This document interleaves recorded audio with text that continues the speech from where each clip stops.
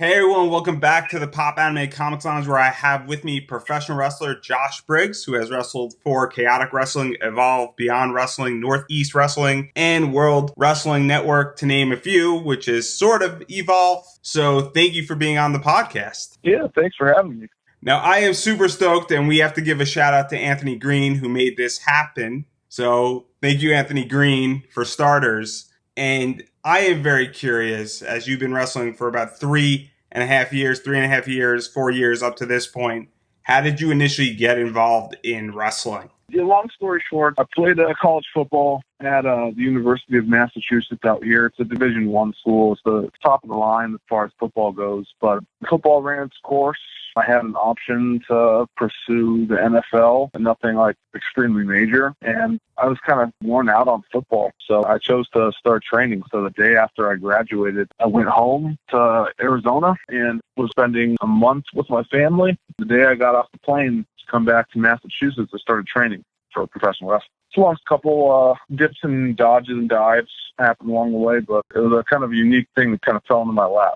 And now let's talk about your training, because obviously you have that football background. What was that entire experience like for you? Because the modern day wrestler goes and finds a school to train at. How did that all come together? I just looked at professional wrestling schools in the area, and luckily enough, one of the best schools on the planet is sort of right down the street. I mean, it's an hour away, but it's still in my neck of the woods, the New England Pro Wrestling Academy. It's where pretty much everyone who's from the Northeast is trained under Sasha Banks, Donovan Dijak, Biff Busick, who's only working in the WWE.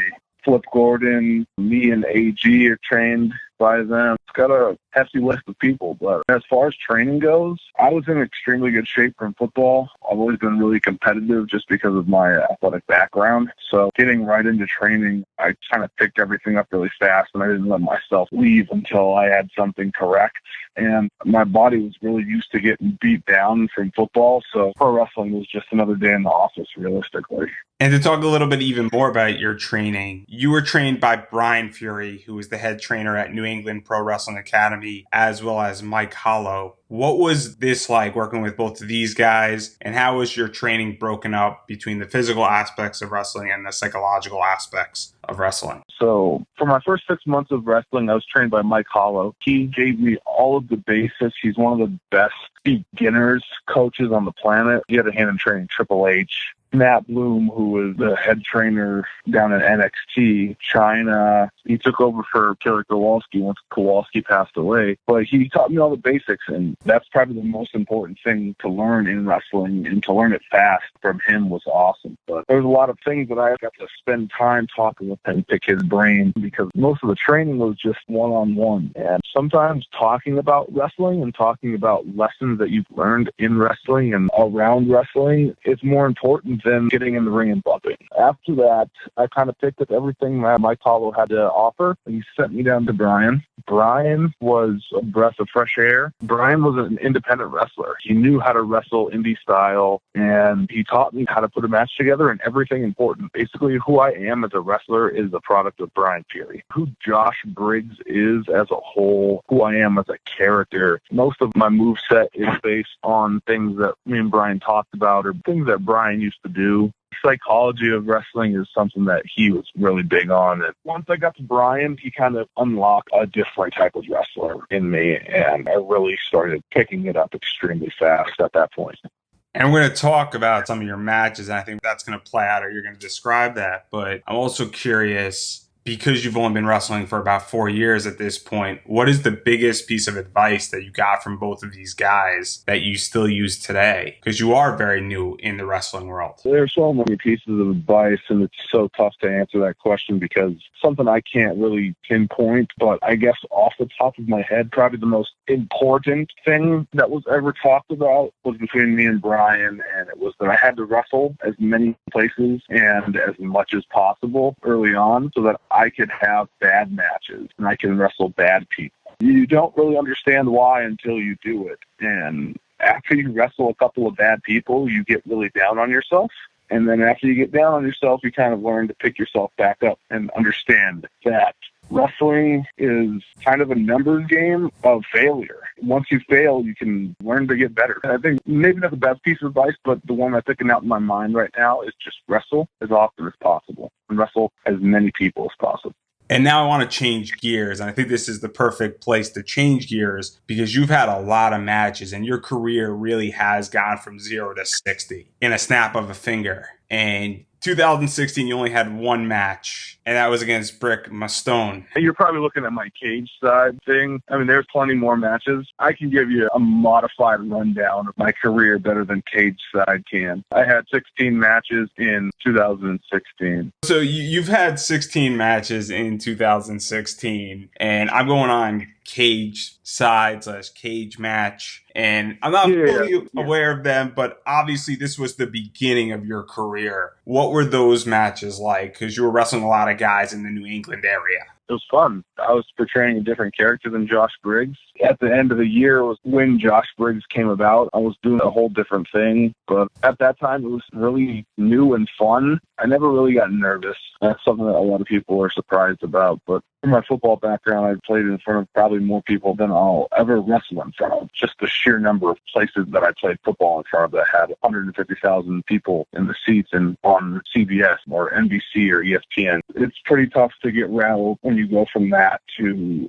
200 people in a live, intimate setting. It was really fun, and I just tried to learn. It was really all a learning process and getting as many reps in as possible. And that was around the time when I started talking to Brian Fury. I'm sure if you're going by the cage match, you'll see that by 2017 was a little bit ridiculous and kind of wore my body down to the point of how many matches I had. Yeah, we're going to talk about 2017 because in chaotic wrestling, you had a phenomenal run and you were in a ridiculous amount of matches. And I kind of want to talk about a few people who you teamed up with. And one of them was Christian Casanova and Triplicious on 2 occasions. And you faced a bunch of teams: Anthony Green, Cam Zagami, who's a bit difficult as of lately, Elia Marconis, and Team Avery, the Mill City Hooligans, Team NEPWA, just to name a few. In the New England scene, what was this like, teaming up with Christian Casanova and Triplicious to face all these teams? Tag teams really aren't my thing. They never have been. They never really will be. I didn't get into wrestling to be a stand on apron for 50% of a match.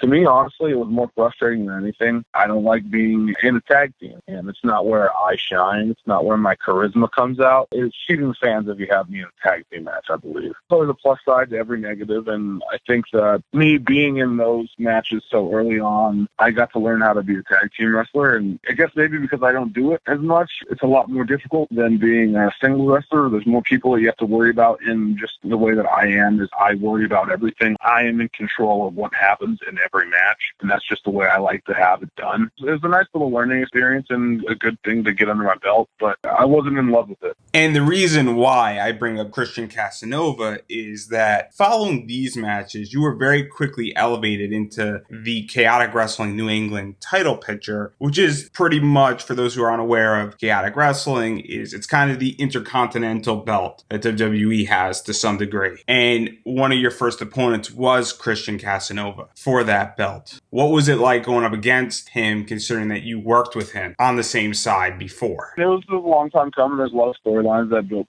me and Christian wrestling, and I think Christian is an amazing wrestler. He's very good at everything. He has a really bright future, so to wrestle with him is pretty cool. We've kind of paved path to ourselves that have crossed a few times. It's always a pleasure to wrestle him. I think he's one of the best that hasn't really been discovered thus far in wrestling. And this match ended in a DQ, and then Donovan Dijak was inserted into a triple threat rematch between the two of you. What was that like? Because he's his own beast, and on top of that, triple threat matches change everything from a singles match. Dijak's the man. Dijak's great. It was a really cool opportunity for a young Josh Briggs to have a match with Dijak, and I'd had one previously up to this point, but always being in there with him, a big-time learning experience and a big-time confidence boost. And thinking wrestling, if you have confidence, you can control the world. As far as the triple threat, it's 2 different people, 2 different guys you have to worry about. about as far as putting a match together, positioning, and all of that stuff. Triple threats are a lot of fun. It means that you can highlight two different people. It's a different story that you can tell, a different style of match that you can have. So being there with Dijak and Christian, too,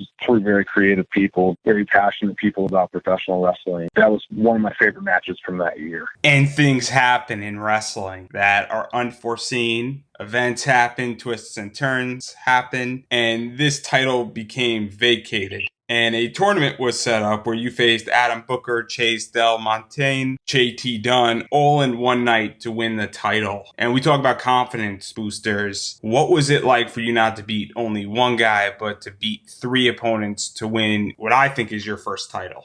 I always wanted to push myself, push my body, find out what I can do. And 3 matches in one night, it's a lot on your body. It's a lot of mental as well. And 2 of those matches were very long. That was probably my biggest test up to this point in my career, was the 3 matches in one night. It's a lot. It's a very proud moment for me. I remember my fiance was in the crowd. She got to watch it and everything. And it was very cool for me in my early career. And it was a hell of a challenge that I thought I answered very well. And how did it make you feel that Chaotic Wrestling trusted you enough to hold their belt? And you held that belt for over 300 days as well. It was a really long reign. It's awesome that companies have faith in me. They surprise me. You know, one day when I'm out and someone notices me, it's very unique. One day when I get a message and I get told I'm going to be holding one of the most important belts in professional wrestling, it surprises me. It's a very weird world. It's an honor, I guess. The honor to receive the title, it's an honor to be in professional wrestling. It's very cool. And I mentioned that you held on to this belt for 300 days and you did not have easy opponents while defending this belt. And I'm going to just go through a list here. You faced Christian Casanova, Maxwell Jacob Freeman, MJF, who people are noticing now, Congo, Ethan Page, who is amazing at what he does, Brian Minones, Eddie Edwards, who is a Boston native, Brian Logan, Matt Logan, the Dirty Daddy himself, Chris Dickinson, and you also faced Anthony Green. What was it like going up against these guys? Because these are some of the best. It was one of my favorite streaks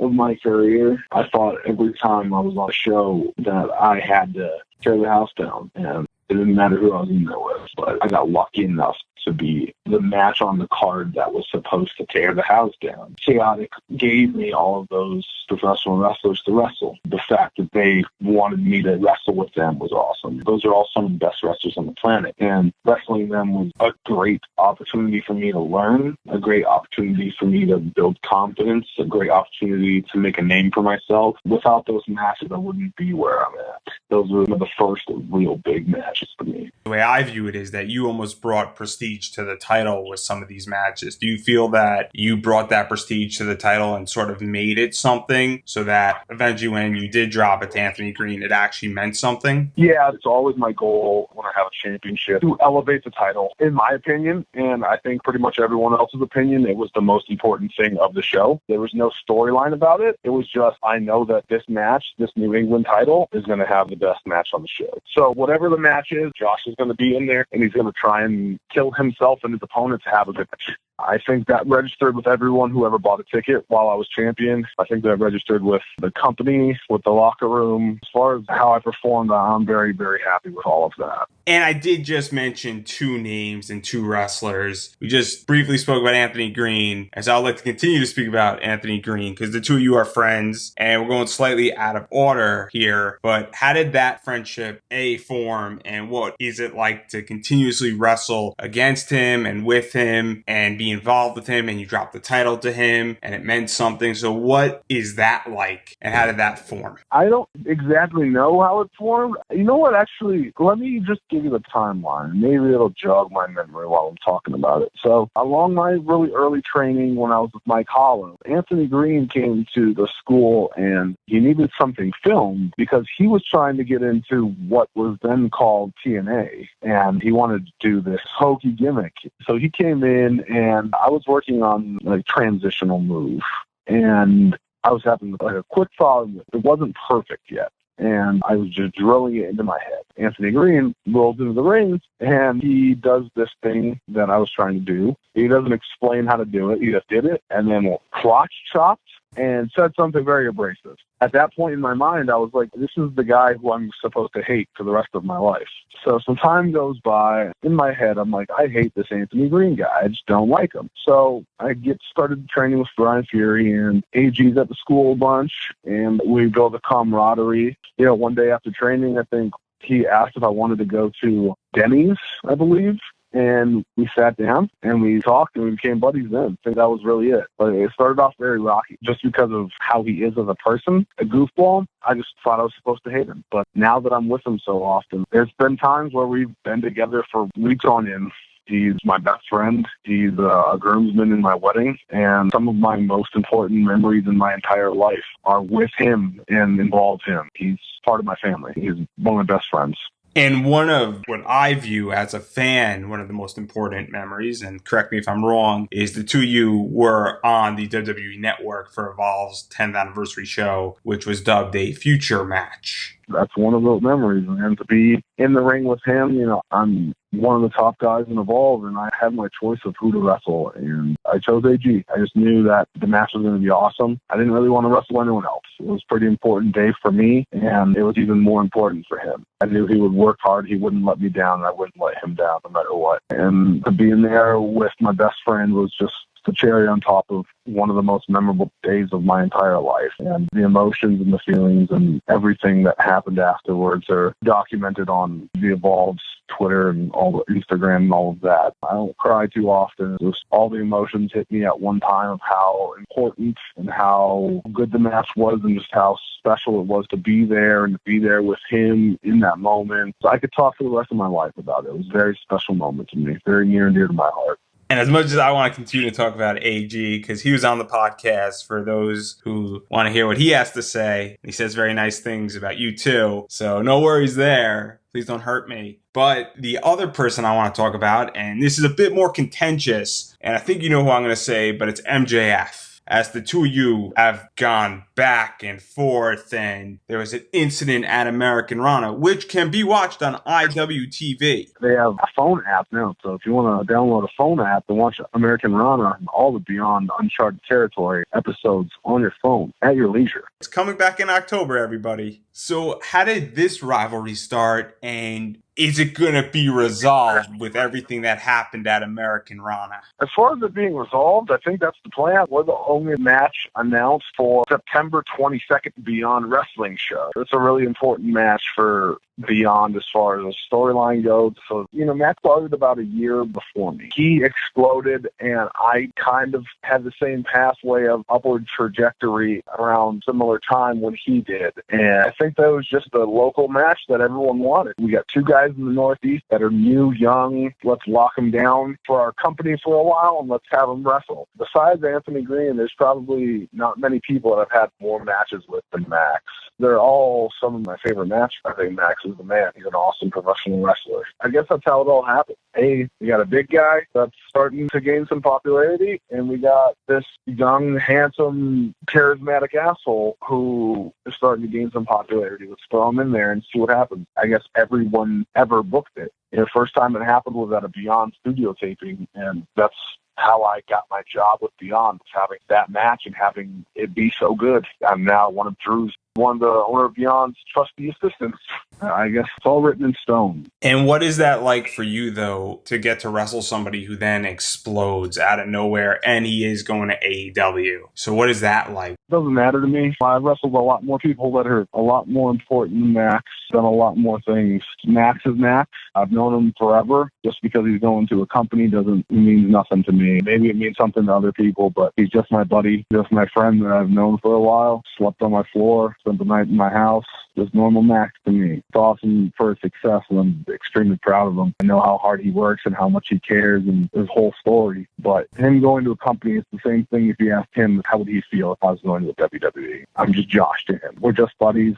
And now to back out of that, and I do want to talk about two more things that happened in 2017 before we dive into 2018, and that is your involvement in the 2017 Ox Baker Memorial Cup, as you won the thing and you faced people like Corey Michaels, JP O'Reilly, Mike Gracia, TJ Richard, Dan Terry, Robo, and Todd Harris, to name a few. And obviously, we talk about confidence and getting a push and getting attention. What was that like in Northeast Championship Wrestling? Honestly, don't really remember this too much. There's a lot of things that kind of just get knocked out of your head. I guess it must have been awesome. I really don't got much of an answer. I didn't remember this happened. I'm sure it was awesome. All those guys you named, a lot of them are pretty good wrestlers, so it must have been fun. And the final match of 2017 I want to talk about is your bout with Jack Swagger. This was Jack Swagger's first independent wrestling matches. He's gracious enough to let me call it and lead it in there and everything. As far as the confidence boost goes, to be in there with him and to have him, let me take the reins, that was pretty important to me. I love Jack. He's awesome. And he's tearing up MMA right now, but it's always good to see him when I see him. And now let's dive into 2018, because I think this is where things are about to get fun, because we're going to be talking about Beyond Wrestling, and they offer some of the best. And I'm just going to name a bunch of names who you wrestled, including Ricky Shane Page, who is kind of a founding member of Beyond and a cornerstone of that company, David Starr, who was killing it, Dave Yen, Kimberly, Jonathan Gresham, Brody King at American Rana. What was it like going up against these people, in particular Ricky Shane Page and David Starr?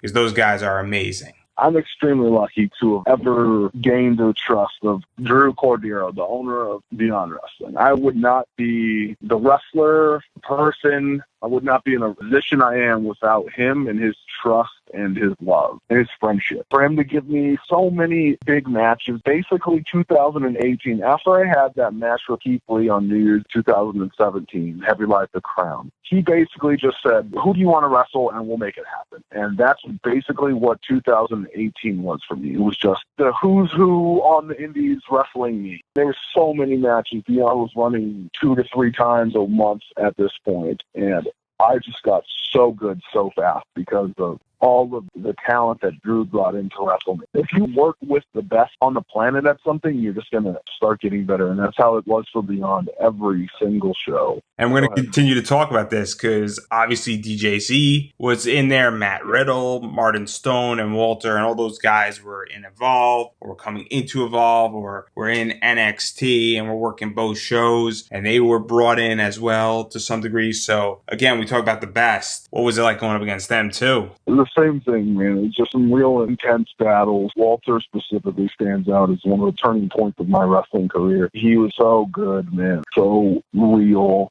And after I wrestled him, it pretty much unlocked a form of wrestling for me and a style of wrestling that I didn't know was okay to do until I wrestled him. He really hits you very, very hard, but very safely. There was always a part of me that was afraid to hit people really hard. And once I saw Walter doing it, it kind of told me that it was okay, and that's kind of how Josh Briggs took the next step. Same thing with Riddle. Same thing with all of them. They're talking about the best in the world. They're all signed to WWE for a reason. They're all signed to NXT. They're all some of the top independent wrestlers on the face of the planet, some of the best wrestlers on the face of the planet. I got extremely lucky to wrestle most of them on their way out, where they have their best last matches on the independent scene. So I'm forever thankful to Beyond. I'm forever thankful to all of those guys for trusting me with their bodies and trusting me to deliver on some of their last matches. And I can't say enough about how important those matches were to me.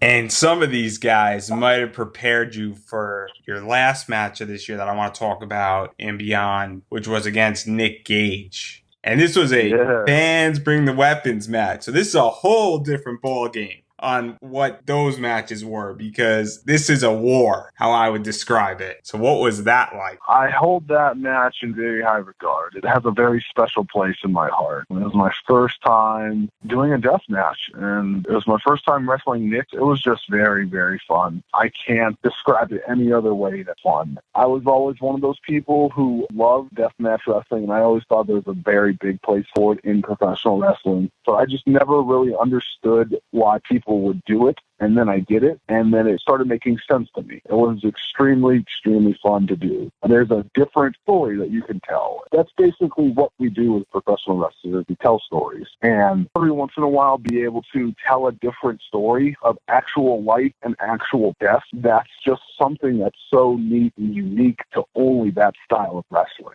There's so much higher stakes in those type of matches. I think there's a lot more investment from people who are interested. I love that match. My fiance didn't love the match. She was there and she was crying her eyes out. She did not have a good night that night. She was afraid that I was going to get hurt.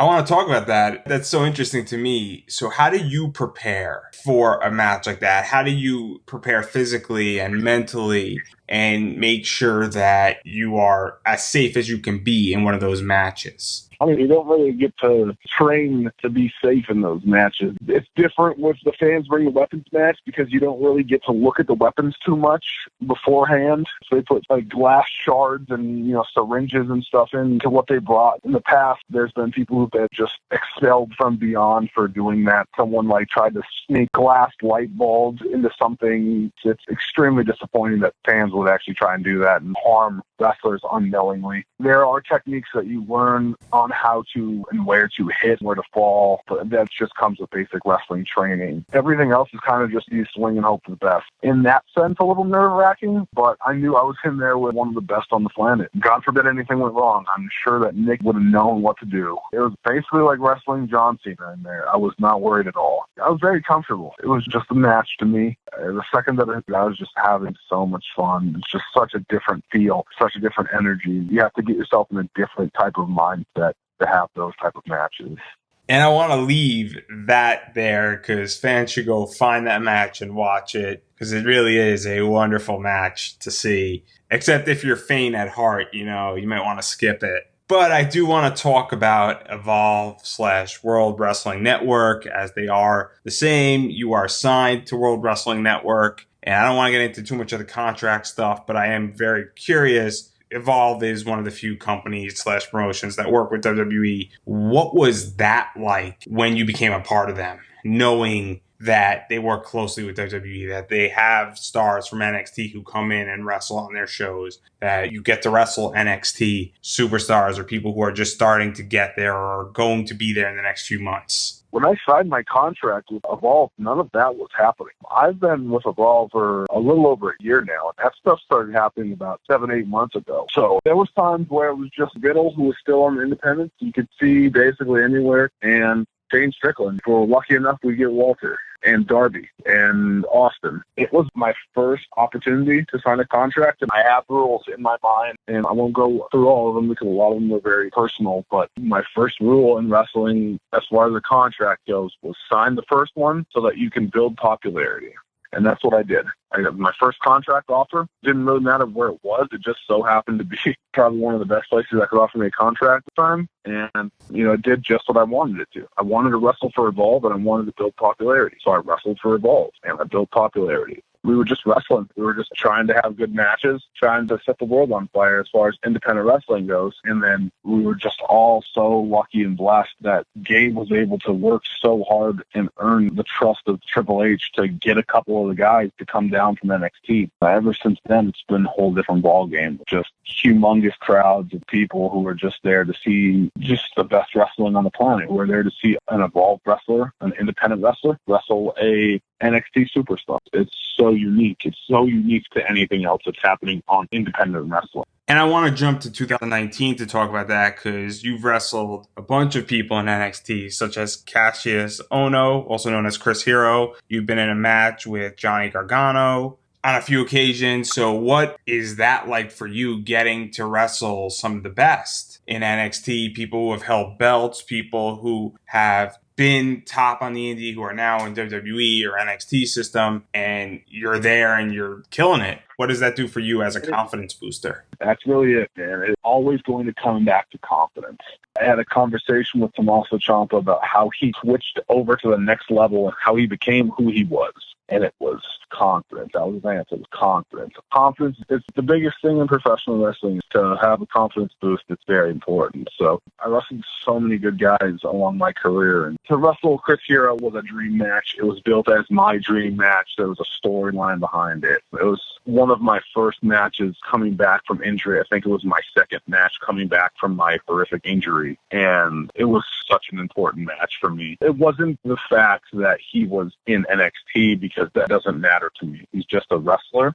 The thing around that match was that he is genuinely one of the best on the planet. He will always be one of the best to have ever wrestled. He's one of the best big dudes who's ever wrestled. He's so smart. He's a guy that I've emulated a lot of my stuff from. I think he's just the man. That was a very, very important, very special match for me. That match was basically like my coming out party in Evolve. That weekend was my first weekend back, and show everyone that I was better than I'd ever been coming off of a career-threatening injury. That was my goal. As far as Johnny Gargano, wrestling him and many other NXT guys that I've wrestled now at this point, it's an honor more than anything because of how much they've learned. They've learned so much from being on the indies to coming back and giving what they've learned now from all of these masterminds of professional wrestling down in Florida. It's a great learning experience, and they're all so willing to give all this information to help us. Johnny's one of the coolest guys I've ever met in wrestling. He's just a normal guy who loves wrestling. Anyone who loves wrestling, they're just one of my favorite people because I can understand. And you mentioned your injury. Briefly want to talk about that because wrestling is a physical thing, for lack of a better word here. It's dangerous. People get hurt all the time. People should not be pretending to be wrestlers because it is real. And what happened, for those who don't know, and how does that change your mentality going into matches, and how does it affect you? And you're better now, assuming we could talk about it. Yeah. I've always had a lot to talk about as far as injury comes, so I'll kind of just chop it up into sound bites of what sounds best. So I had a match in Queens, New York with one of the best wrestlers to ever wrestle, A.R. Fox, and it was one of the best matches I'd ever had. And me and Fox had wrestled so many times before, and we'd done so many of these things before. The end of the match was supposed to be, I had this move where I do a choke slam to a guy. I lift him up as high as I can, and I drop to my back and put my knees up, and the guy falls across my knees. So I did that off the top rope, and I've done it to Fox off the top rope before, and I've done it to a bunch of other people before. This time, I just miscalculated, and I landed incorrectly, and I had a complete posterior hip dislocation. I pinned Fox, and the second the match was over, I told one of my best buddies, Jay Clemens, the ref, that my hip was dislocated. I knew instantly what happened. My legs were pinned together. I couldn't move, and basically, in layman's terms, since I'm guessing you don't have too many doctors listening, the ball that keeps your leg attached to your torso shot out the back of my butt cheek, and it was sitting on the canvas, pushing through the muscle. It was still inside of my body, obviously, but it had destroyed all of the tendons around my groin, my hip, and my butt cheek. And it had just obliterated basically all of the muscle to the point where I couldn't move my leg at all. My legs were pinned together. I had to go to the hospital. I got put under for anesthesia, and they reduced it, put it back into place. So I was able to sort of move my leg a little bit. Then came the long, long healing process. I was supposed to be 4 months, and ended up being 7 weeks. The first week, I couldn't walk. I couldn't move my leg, but it was one of the most important times in my entire life. I got to learn a lot about myself. I got to learn what was important. I got to spend a lot of time with my 2 cats and my fiance. I got to learn that professional wrestling isn't to be taken for granted. I got to relearn how to walk, learn how to become a better wrestler, and to wrestle safer for myself. And I just engulfed myself in professional wrestling again. All I thought about was how to do things differently than everyone else. And I think that's where, after I got injured and I came back, I had a different mindset than most people. I look at wrestling a lot differently than I ever did. Long story short, getting injured and not being able to walk again was one of the best things that could ever happen to me. But it was a really serious injury. That injury only happens in car accidents because your legs would smash against the dashboard with so much force. So it was an extremely serious injury, supposed to be the most painful injury you could have. It was rough. It was not fun to have dealt with it. And now I want to talk about one more match in Evolve, and it's been recent, and I think this is a much happier note for the person who you tagged with, and I think you know who I'm talking about. You got to tag with Orange Cassidy, of all people, and the guy is doing something that nobody's ever done in wrestling before, and you faced Arturo Ruasa and Austin Theory. What was this like, considering who Orange Cassidy Cassidy is? I love Orange Cassidy. He's been in so many locker rooms with me, and we formed this friendship. It's always awesome to see him because he doesn't have too often around me anymore. We're just on different wavelengths now. I just love being around him. He's just a genuine guy. I love everything he's done. He's became one of my favorite wrestlers just to watch. He's so unique and so clever, and he's a trendsetter. He is the fourth founding father of this day and age wrestling that we watch today. It's so awesome to see him do his stuff and to be in there and to throw ideas around each other. Just sitting there thinking to myself how goofy this is and how much I love it. It's just my favorite thing ever. And, we wrestled Austin Theory too, who lost, and I'm not a big fan of Austin. It's not wrestling. It's just one of the guys I don't really like being around. I love that match. They have to hit Austin a little harder than I normally hit people. It is what it is, right? And I just want to give everybody an idea of who Orange Cassidy is. And I think this is the best way how to describe him is that he is sort of like Joey Ryan. What Joey Ryan was doing about 7-8 years ago is what Orange Cassidy's doing, just with a new spin on it. But he's in that wavelength and that idea and that pioneering in wrestling. I'm trying to get people on Orange Cassidy here. And then the final promotion I want to talk about, and I think it's only appropriate we end on it, considering that the season just ended for Beyond. It's back, I think, on October 1st and October 3rd. 2 shows on IWTV, which is now on phone and Android, and you can watch that on your computer. We need to get them an Xbox One app. Make me very happy. But you faced a lot of people in Beyond this year, and we're just going to go through the list here. Chris Dickinson, Solo Darling, VSK, who was your return, your 7-week return, David Starr, Nick Gage, Chuck White Belt O'Neal. If Chuck's listening, please don't hurt me. Ken Doan, who is Kenny from WWE, and no, he is not wearing a cheerleader outfit prescribed by DX. Richard Holiday, who is really good on commentary, Chris Strattonlander, Joey Janela, who is AEW bound, who just had a fantastic match at American Rana, The Butcher and the Blade, Ethan Page, to name a few. What were these matches like for you? I touched on a little bit. Me and Drew Cordero, the owner, are really close friends. And this was an idea that he had that I got to see the inner workings of and the beginning of. It evolved into a beast that no one could cage at this point now. I don't think any of us knew it was going to be this. But this was something that we were working towards, and this was something that was extremely important to the success or the failure of Beyond Wrestling. So I was very emotionally invested in this for my friend and for me and for the company that I work for that is so closely just tied into my heart. So, to say that I was bringing it every single match was very understated. Every match for me had to be good. Every match was life or death in the sense that if I failed, that is an option that the show could fail, and that me and Drew and Chris and Alan and Jerry and John, we could all fail, and then we lose what we love. But all of those matches to me were my best body of work. I don't know if it was that mindset going into it, if it was just being on a Wednesday and it was just a different time of the day for me to wrestle. But those were, I can look back and just be very, very proud of weekly wrestling, storytelling continually, week to week to week to week to week. I got to being a major part of something so intricate and so special and so unique and so game-changing, pardon the pun, for professional wrestling. And the first couple of weeks, I was still on the mend from my injury. I still wasn't able to properly walk, so I was doing commentary. And I was very, very thankful that Drew and Jerry believed in me enough to sit there and talk, and I think everyone kind of realized that once wrestling's over for me, I still have a hell of a career in color commentary. It was a lot of fun for me, but it was also extremely difficult to sit on the sideline and watch my buddies wrestle and some of these people wrestle who got brought in to just get a payday and not really care about what we were doing. There was a couple of times where that happened where we were not happy, and be times where I'd go home and be very, very upset about the efforts that some people put in that weren't regulars there who didn't really understand what we were doing. But it was all positive for me. Besides that, it was probably the most rewarding time in my life as far as professional wrestling goes. It was definitely my best body of work. It was awesome to just see my friends every single Wednesday. And the final match I want to talk about, and I think this is the cherry on the cake and really solidifies everything that we spoke about and what you just said, was your American Rana match with Johnny Impact, or Johnny Foxwoods, however he wants to identify himself. And he is from Impact Wrestling. So what was that like? And I know you don't care about what promotions, but what was it like to really face a guy who has done it all in a variety of promotions and has been a top guy for years? That was really cool.